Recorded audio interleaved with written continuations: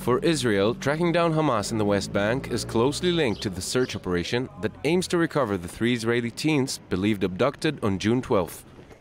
So far, over 350 Palestinians have been arrested in the operation, most of them members of the Islamist movement. Others are still in the run. 2 of the names on the suspect list drew the attention of the intelligence services. 2 Palestinians who haven't shown any sign of life since the night of the teens' disappearance. One of them, Musa, comes from a powerful family of Hebron linked to Hamas. Within 10 days, all his brothers have been detained. The soldiers came several times to search his house, as shown in this footage shot by the Palestinian television. On location, our team wasn't welcome.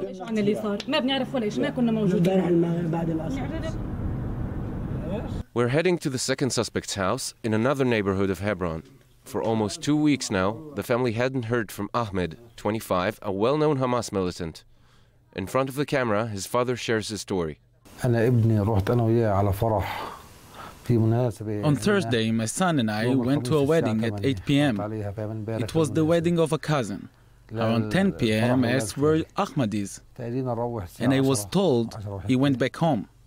So we went to sleep. On Friday morning, the day after, it was impossible to find him. In the 1990s, Ahmed's father spent 22 months in an Israeli prison. In 2005, one of his sons was killed in a confrontation with the army. He was building explosive devices for Hamas. That seems to be not enough to convince him that his son Ahmed followed in his brother's footsteps. We don't know what happened to him. All this kidnapping story makes no sense.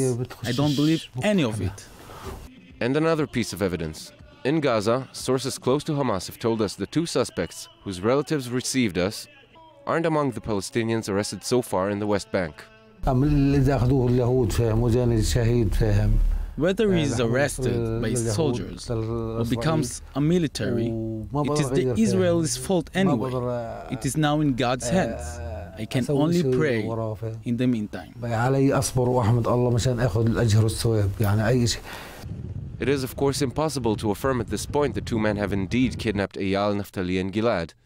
But the evidence seems to indicate they are more than mere fugitives.